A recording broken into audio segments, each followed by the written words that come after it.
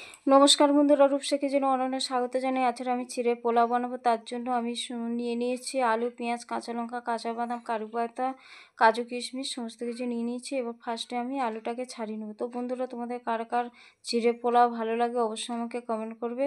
তো দেখতেই পাচ্ছ বন্ধুরা, আমার সমস্ত কিছু কাটা হয়ে গেছে। এবার আমি রান্নাঘরে যাব। রান্নাঘরে গিয়ে কড়া বসে কড়াতে দিয়ে দেবো চিড়েটাকে হালকা ভেজে নেবো। ভেজে নিয়ে আমি একবার ধুয়ে নেবো জল দিয়ে। তারপরে কড়া বসে কড়াতে তেল দিয়ে কাঁচা বাদামগুলো হালকা ভেজে নেবো। ভাজা হয়ে গেছে তুলে নেবো। তুলে নিয়ে ওই কড়ার মধ্যে তেল দিয়ে ফোড়নে দিয়ে দেবো গোটা জিরে, তারপরে কারি পাতা দিয়ে দেবো, তারপরে আলু দিয়ে দেবো। আলুটাকে হালকা ভেজে নেবো।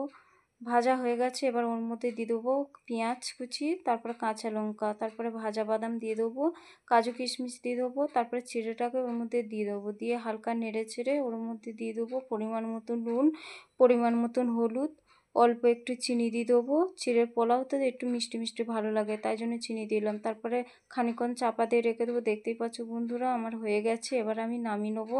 আমি হাত দিয়ে একটু সাজিয়ে নেবো। দেখতেই পাচ্ছ উপরে একটু কারি পাতা দিয়ে ডেকোরেশন করে নেবো। কত সুন্দর লাগছে। এভাবে একবার বাড়িতে বানিয়ে দেখবেন। বাচ্চা ছোট বড় সবাই খেতে পারবে। বাচ্চাদেরও স্কুলের টিফিনেও দিতে পারবেন। এবার আমি খেয়ে দেখবো কেমন হয়েছে। সত্যি বলছি বন্ধুরা, খুবই ভালো হয়েছে। যদি আমার ভিডিও ভালো লেগে থাকে অবশ্যই লাইক কমেন্ট শেয়ার